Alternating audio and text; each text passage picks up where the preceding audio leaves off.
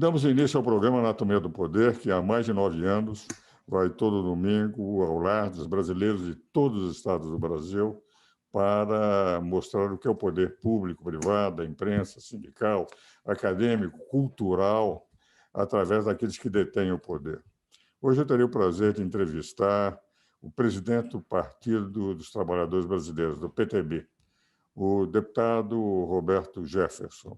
O deputado Roberto Jefferson, a meu ver, eu tenho dito isso em diversos espaços da imprensa escrita, pelos rádios, pela televisão, foi o homem que deu início no país à luta contra a corrupção. Foi ele que fez a denúncia do mensalão e, sob a presidência, em primeiro lugar, do Carlos Brito e depois do ministro que foi apresentado, Joaquim Barbosa, constituiu o primeiro marco real de combate à corrupção no Brasil.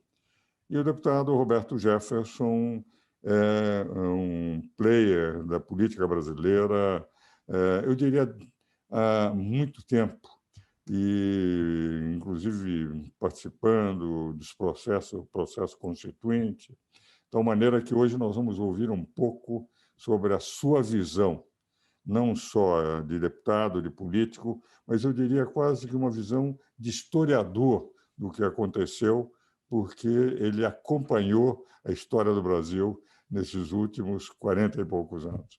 Deputado, é um grande prazer tê-lo aqui no meu programa e já começo com uma pergunta. O que o senhor considera quando se lê na Constituição, no artigo 2º, que os poderes são harmônicos e independentes e cada um exerce plenamente e exclusivamente as competências legislativas e atribuições que estão nos artigos 44 a 135 da Constituição? Doutor Ives, eu fico honrado de conversar com o senhor. Esse, sem dúvida, é um dos maiores momentos da minha vida, porque o senhor é o maior jurista do Brasil.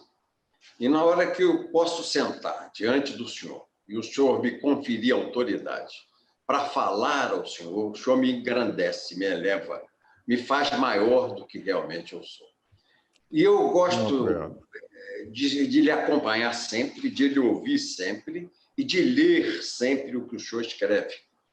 E quero dizer que uma coisa o senhor tem que eu invejo positivamente, é a fleugma. O senhor consegue falar sobre os contrários ou teses que são adversárias às suas, com uma serenidade, elogiando a tese contrária e contradizendo a tese contrária. Eu nunca aprendi assim, doutor Ives. Eu sempre fui mais de uma linha mais de confronto. Mas o senhor afirma com muita fortaleza, né, com muita serenidade e conhecimento de causa, um profundo saber jurídico e história jurídica. O que eu penso, o senhor me faz que eu dê um testemunho sobre o artigo 2º da Constituição, que eu ajudei a escrever e assinar em 1988, é que hoje o Brasil vive um ativismo judicial. O Supremo Tribunal Federal rasgou a Constituição, não respeita mais a Constituição, há um entendimento que não é na norma constitucional escrita que está o direito.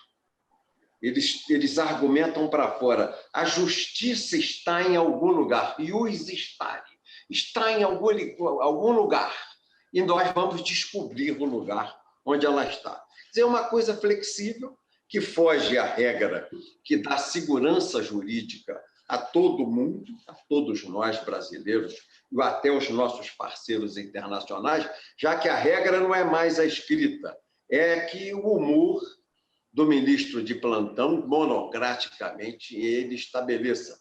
Recentemente, o Gilmar Mendes gastou 40 páginas para dizer que vedado é consentido, quando ele quis permitir que o Rodrigo Maia e o Alcolumbre fossem candidatos à reeleição dentro da mesma sessão legislativa, o que é expressamente vedado, está aqui, vedada a reeleição. Ele gastou 40 páginas para dizer que vedado não é vedado, é permitido.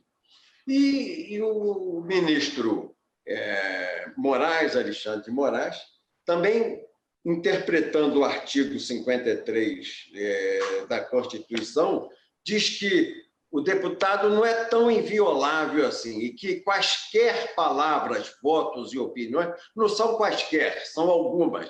Que aquele quaisquer que nós colocamos na Constituição em 88 não são quaisquer, são algumas. Quer dizer, é uma interpretação restritiva de um texto constitucional onde ele revoga a vontade do Constituinte, que 1 ano, 2 de debates para que nós votássemos essa Constituição, que o doutor Ulisses chamava de Constituição Cidadã, ela passou a expressar a vontade pessoal do ministro Alexandre de Moraes. Então, o que eu penso? Estamos vivendo um conflito, há uma invasão, há um esbulho na atividade do Supremo sobre os outros poderes. O Supremo esbulha competências do Legislativo, que se acocoroca. Infelizmente, o Legislativo tem esse triste papel de se acocorocar, fica igual galinha no puleiro, não é uma águia, é galinha, tem olhos laterais, não olha para frente,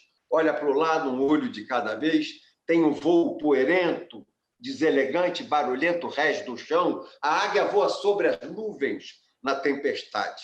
E o Senado da República e a Câmara dos Deputados, por seus 2 presidentes e a maioria dos seus representantes, tem voo de galináceo, poerento, deselegante, rés do chão. É um coletivo, eu não vou dizer que é um galinheiro, mas é uma granja.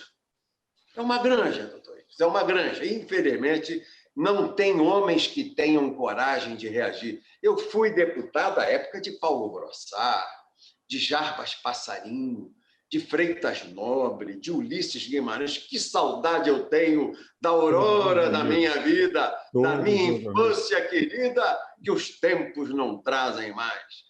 Hoje é um festival de homem pequeno. Eu vou dizer, tão pequenos que eu me arrisco a dizer, homúnculos presidem e dirigem o Congresso Nacional. Aí pegam aqueles homens lá no Supremo, vaidosos, arrogantes, exibem um conhecimento jurídico que não tem. Somos juristas. O mais jurista que tem lá no Supremo empresta juros, troca o cheque para o companheiro e, no final do mês, bota 10% a mais para poder sacar no boca do caixa. É isso que eu penso, respondendo rapidamente a sua pergunta. Deputado, eu, de certa forma, na linha do seu pensamento, evidentemente, eu tenho livros escritos com eles, gosto da maneira como eles expõem doutrinariamente suas posições. Por exemplo, o Tratado de Direito Constitucional que eu e o Gilmar coordenamos, o Luiz Roberto e o Alexandre também escreveram trabalhos muito bons.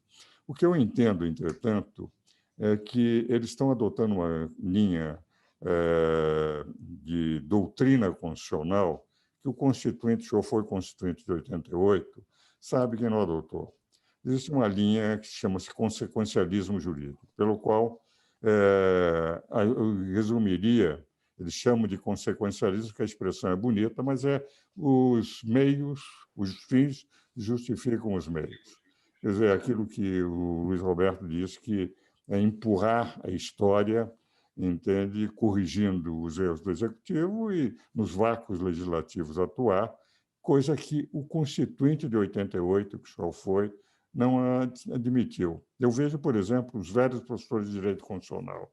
Eu, que tenho 86 anos, Manuel Gonçalves Ferreira Filho, Adilson Dallari, Maria Garcia, eu estou falando toda aquela geração, amiga de Paulo Brossard, amiga do Freitas Nobre, enfim, o Paulo Brossard era do meu partido quando eu fiz política. Eu era presidente do Partido Libertador, parlamentarista aqui em São Paulo.